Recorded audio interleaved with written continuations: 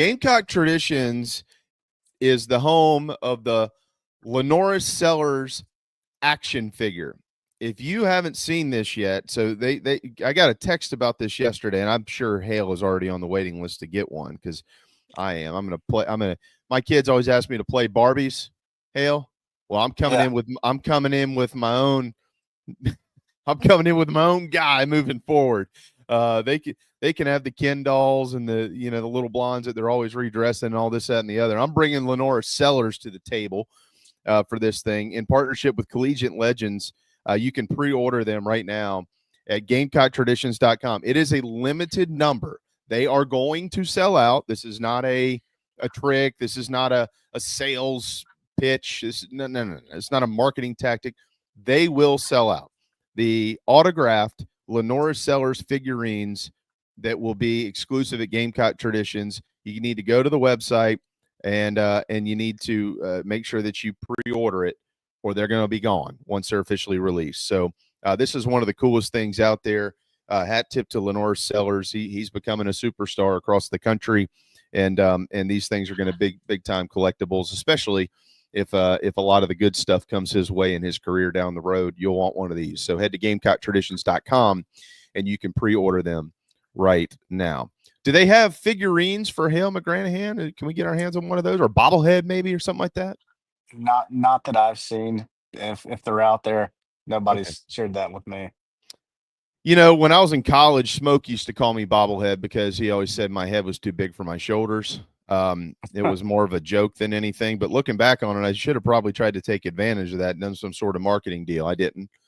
And so now I just have a large head having to buy. Well, that's something to hang your hat on there, JB. Well, no pun intended, right? That was well done. Maybe. Well done. Very well done. All right, Hale, you're the expert. We bring you in for the expert analysis. South Carolina this week has landed a couple of portal guys. I know that everybody is probably by this point, or at least most of our audience, aware of who they are. But for those that are not, who are they? And give us some background and some history on them. Yeah, so the most recent was Nolan Hay, the offensive lineman from Incarnate Word, committed yesterday. He began his career at Houston Christian. He's played pretty much all over the offensive line during his college career. And he'll come to South Carolina. He's coming to South Carolina with plans on competing for that starting center spot. So he'll compete with Boaz Stanley and whoever else might be in the mix there. But he'll have a season of eligibility left to play. He's got 2 years to play one season. So he could technically redshirt this year if he wanted to or whatever. So, yeah, he's the most recent.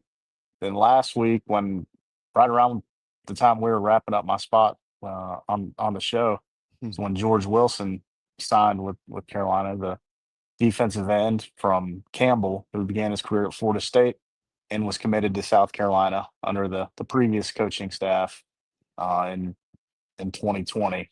Then after Muschamp got fired, Wilson decommitted and didn't really give much consideration to South Carolina. It was obviously later on in the process. I think it was right around Thanksgiving when Wilson finally pulled the plug and ended up signing with Florida State and went to Campbell and had decent production there. But like Nolan Hay comes in with a season of eligibility left, and same thing with Damon Clowney, the other defensive end who's transferring in most recently from Louisville. He'll have a season left as well. So that's 3 guys this spring, all with one season left to play. Guys who will add depth and at least one who potentially is going to compete for a starting spot in Nolan Hay. So that's kind of the latest right there. Oh, and Troy Pike's a defensive tackle as well. Pikes, yeah. How could I forget him? He's probably the most consequential of the group. No, it's okay. I wasn't trying to call you out there. I just want to make sure that everybody knows that we that it's not like we're unaware. But we'll come back to him. So the Hay thing. So what I found interesting about Nolan Hay is that I know he says he can play all 5 positions. He's probably best suited for center, and you already pointed out he's going to come in and do his best to compete for that for that job. But he did last year play, I think, all of his snaps, right, Hale? I'm pretty sure you wrote this, so I'm stealing this from you. He did play all of his snaps at right tackle and at right guard. Is that correct? I believe so, yes. Okay. Was there – are you aware of, like, were they all – I don't know how to say all along, but was it more recently, I guess, that they decided that they wanted to pursue another lineman in the portal, or did the transfer portal itself, with maybe Ja'Kai and, some of these things that are just happen this time of year, did that kind of dictate this situation, or do we even know? I don't know for sure, but I think the stock answer for Shane Beamer since he's been here is like, hey, we're going to look at pretty much every position, and if we see a guy that we think can help, then we're going to go after him. Yeah. And offensive line in the portal is kind of a tricky deal because sometimes you can strike big and get a guy like Torricelli Simpkins, and sometimes you can kind of swing and miss like we've seen around here in previous years. So um, it's one of those things where you got to evaluate and trust your evaluation, and and I think they're kind of standing on that right now with some of these guys they've added from the portal along the offensive line here again this year, whether it's Nolan Hay or Boaz Stanley or Rodney Newsom. Mm-hmm. But the consistent thing with it is it's a veteran guy, and I think that's probably the best way to answer it, JB, is like Yeah. that's probably one of the main, I guess, markers or indicators for South Carolina is like, hey, can we get a guy to come in and add a veteran presence and obviously compete for a spot and play and help make a difference. So Mm-hmm. I think when you lose Ja'Kai Moore, when you lose Cam Pringle, that probably helps out a little bit. And plus, obviously, were some injuries with like Nick Sharp, and we think Ryan Brubaker is probably going to be out for an extended period of time, and he was a guy who Yeah. was a depth guy at center. So I think it was kind of in the back of their minds, and probably became more of a priority once those two guys transferred a few weeks ago. I think this is a direct indicator, if you will, or maybe a prime example of learning things on the job for Coach Beamer, and I'm saying that and complimentary, not like he ever did anything wrong, but we have seen a couple of times in his tenure here, not unlike any other tenure, but you have the portal to be able to fix it now, where injury, the freak stuff happens, right? You get into like the middle of the season, you're like, golly, how do we get here? How do we have one running back, or how do we only have like 6 offensive linemen that we feel like we could put in a ball game? And they've run into these issues from time to time, and they're like, yeah, we're not going to have a lack of bodies anymore. Like, because the number I was told maybe a year ago was like 17-ish as far as the offensive line goes. Like, they want to have around 17. Is that ballpark right? That's typically what they're shooting for. Yes. Okay. All right. So, they're going to continue to fill the number. If they've got scholarships, they're going to fill them, is what we're learning.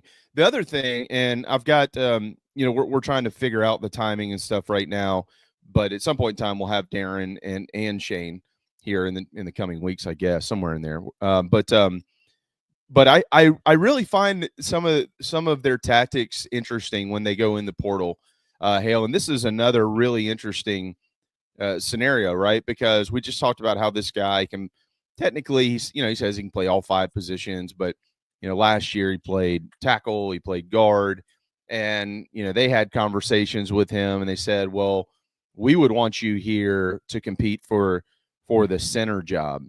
And so I do wonder, and we'll probably never know. Hale, you cover the Gamecocks. You don't cover Oklahoma State and some of these other programs that pursue these guys. But I'm curious as to what they see that in their evaluations, you know what I mean, to go out and recruit these guys and say, this is where we want you here, versus maybe what these prospects learn when they go visit other places. Are they receiving the same pitch? Are they being pitched the position that they played all year last year? I'm just curious about that because you probably couldn't have convinced me a couple of weeks ago that the Gamecocks were going to sign a right tackle from Incarnate Word that was going to be here competing for the center position, if you know what I'm saying. Yeah.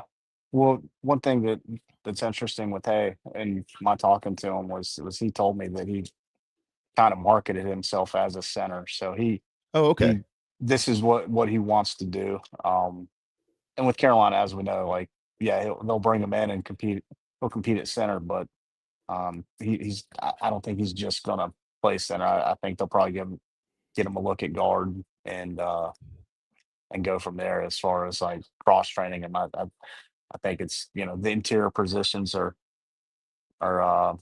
it's not he's not just going to be a center. I don't think you know, now will he play guard in a game? Maybe not, but yeah, I think kind of first and foremost he's a center. That is Hale McGranahan, our recruiting guru around here, thebigspur.com. If you're not a member, might want to be. Summers used to be kind of boring. They're not anymore with the transfer portal and all this other craziness that goes on. Big guy. So is Troy Pikes, the transfer from Georgia Southern. Hale, he had some nice suitors, Ohio State and Georgia. I get they were after him to what the extent was. I guess I don't really know that, but JC just put out. Now let me clarify based on recent weeks. JC put out a prediction, if you will, of what the depth chart could possibly look like. He's got Troy Pikes in there with this group. We've never seen him practice in a South Carolina uniform. So give us some intel on this young man. Yeah, and I don't know if the chat was popping off when I didn't say anything about Troy Pikes a minute ago. So please forgive me, everyone. But yeah, he's definitely going to be someone who is in that rotation or going to have a great shot to make it, and the rotation being like up to 5 or 6 guys on a Saturday are going to play defensive tackle for Carolina. That's how it's gone for a while now, and typically how folks operate when they're playing out of a 4 down front. So uh, the staff kind of views him as a similar type of player to TJ Sanders and Taka Hemingway. Has sort of the same athletic profile, height, weight, all that type of stuff. That's kind of what they have in mind for him, as someone who can be an athlete and push the pocket and get some pressure from a spot where if you can get any kind of pressure on the quarterback, that's huge. And the stats, as we've said before, with this guy aren't super awesome, but that's kind of how it can go for young defensive tackles. And it'll be interesting to see how much he can add from that standpoint of being a guy who can create some pressure up the middle. Because we certainly know that Carolina's got some guys that can do it off the edge, but they're gonna they're gonna need to replace Sanders and Hemingway as far as that aspect of playing on the defensive line, because it was a big help last year, as we saw, because there are ways to slow things down off the edge, but if you can create some pressure up the middle, that certainly helps guys like Dylan Stewart and everyone else. Yeah, he was also a basketball player in high school. Hale referenced maybe some comparison to guys like Tonka. He's got some athleticism in him. He's from Atlanta, Hale. Did you ever come across his name in years past? Have you ever hear of him until the portal stuff came up? No, not at Okay. all. Okay. And he went to a high school, Mays High School, that's produced players over the years. Most recently, I think it's Quintavious Johnson, who's a freshman defensive end at Georgia, who South Carolina was in on. So it's not like he's from, you know, some school that's hardly a blip on the radar for folks. I mean, Mays is it's in Atlanta. I don't want to. I can't say exactly where in Atlanta it is. I can't remember off the top of my head, but it's people know about it. So I don't know if there was some other factors involved as to why he wasn't a big time recruit coming out of high school. But I look at his high school tape and it's like, "Man, this guy could play." So Oh, yeah, maybe there were some other things going on that or were reasons why he ended up at Georgia Southern, or maybe just really got overlooked. I'm not real sure. Still trying to learn that part about him, but Mm-hmm. I think he can play just based on looking at the high school tape and all that. Well, that's one of the benefits of the transfer portal. If you're a player and you want to go play at a higher level, obviously this is going to work out for him. Do you know? Just out of curiosity, you might not know anything about it. Do you know why South Carolina? I mean, Athens isn't far from his hometown. Obviously, Ohio State's a national champion. Was it was it money? Was it relationships? Or do you have any clue? I mean, I think we all know how the portal can be these days, and yeah, I think maybe all of the above played a part. I mean, Okay. we've there was a time around here when folks were concerned about South Carolina's ability to compete from an NIL standpoint, Mm-hmm. and I think we've learned over the last year plus that South Carolina can step up when they need to, and I certainly think that was the case here with this guy. Because he's a good player, and B, position of need, and a very valuable position at that. Defensive tackle is Hmm. that's that's a good spot to be a player at if you're trying to get drafted or trying to be a guy who's in the portal and getting recruited. It can it can be very beneficial for a guy. All right, so this group now, you got Nick Barrett, you got Gabrielle Brownlow Dindy, you have Monkel Goodwine, you've got Troy Pikes, Devontae Miles, and Xavion Hardy. It's May. I know we got to see these guys. You got to see them more than any of us by being out at practice from time to time. There's only so much you can draw from that. And then we got to see them in the spring game. And again, there's only so much you can draw from that as everything is drafted and just kind of fluid, if you will.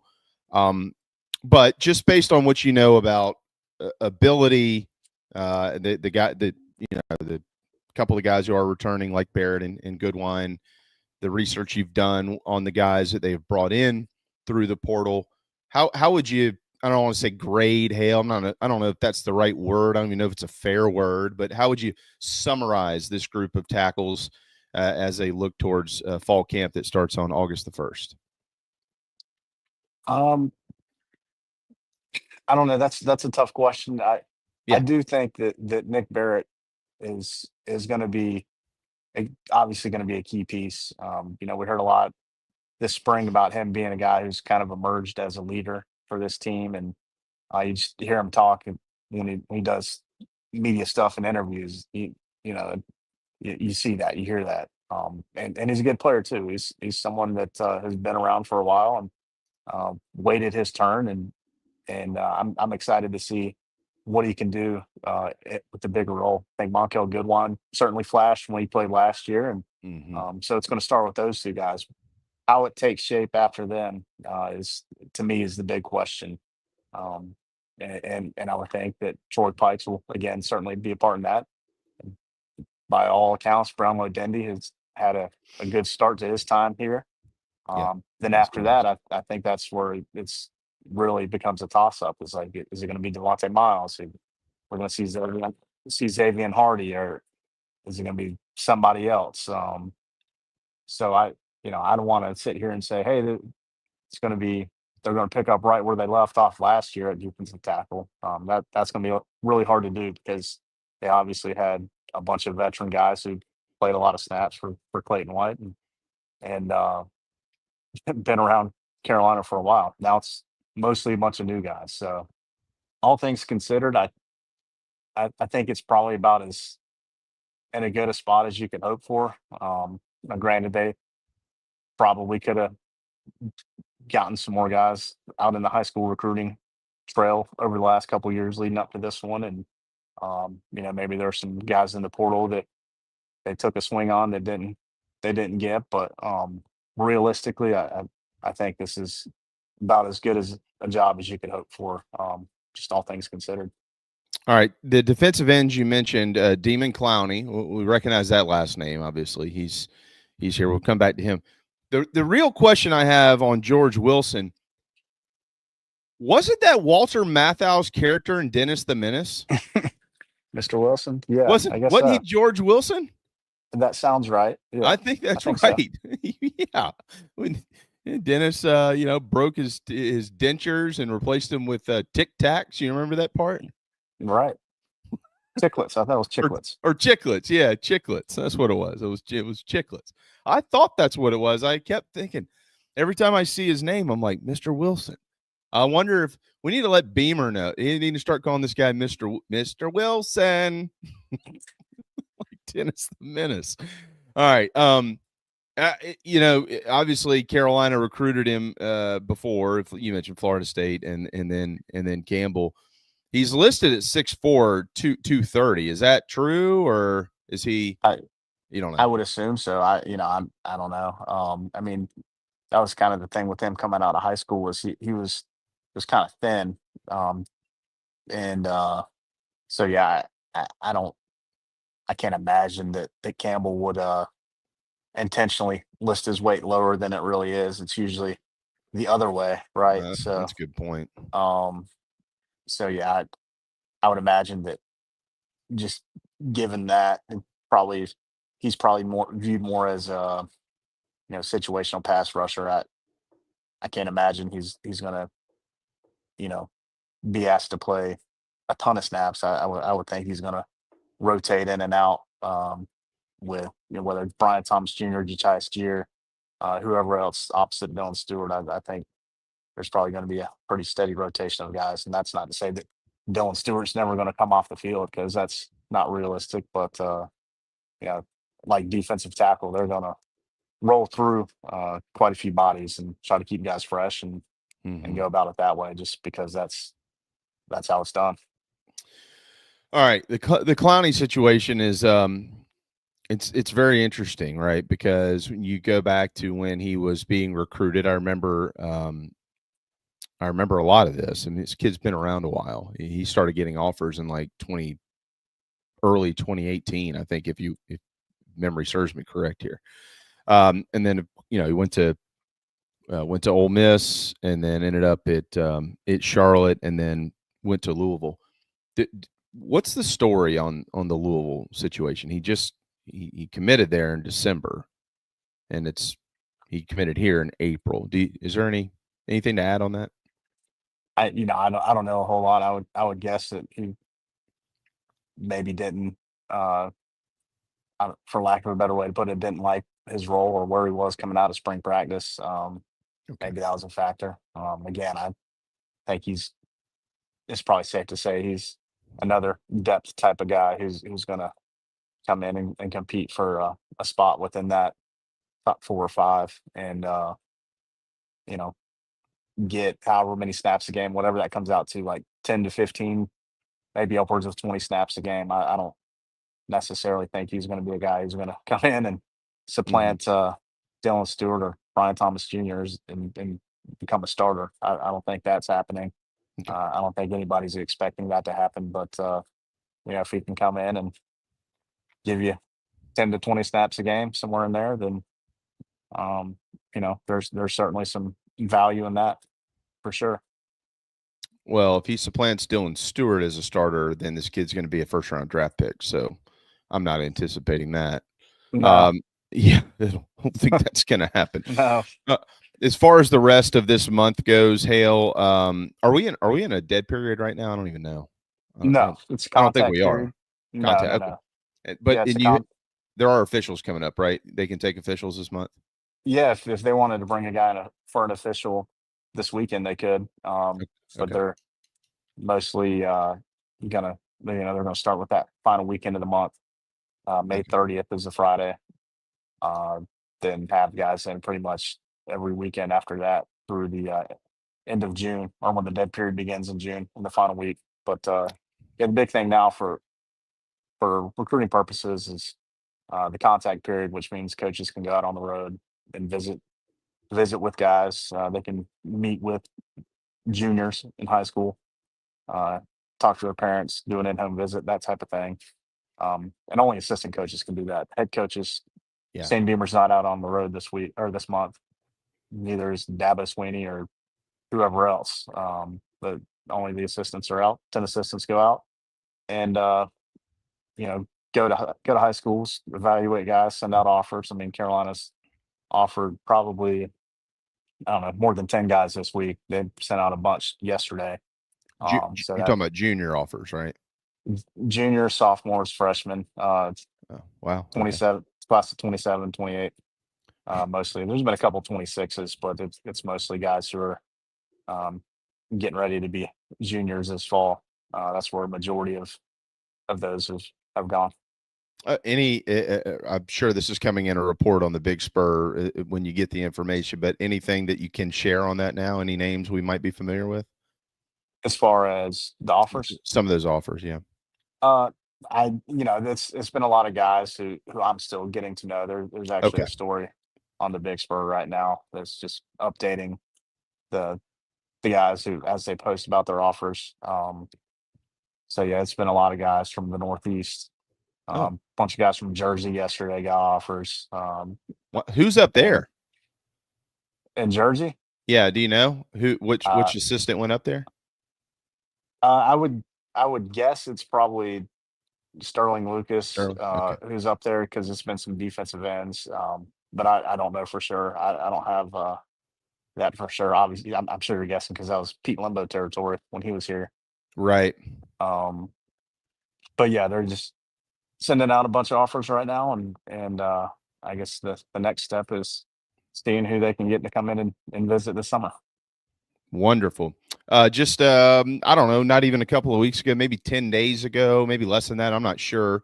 I know Steve Wiltfong does not work for 24/7 Sports, but he did log a prediction for Julian Walker to South Carolina. I know he's a guy we've talked about him a few times on here, Hale, and the fact that he's planning to try to run the race a little bit if he can this summer, go out and see some schools and enjoy the process. You only get to do it once, even if your dad's right Well, down the road. What are you hearing there?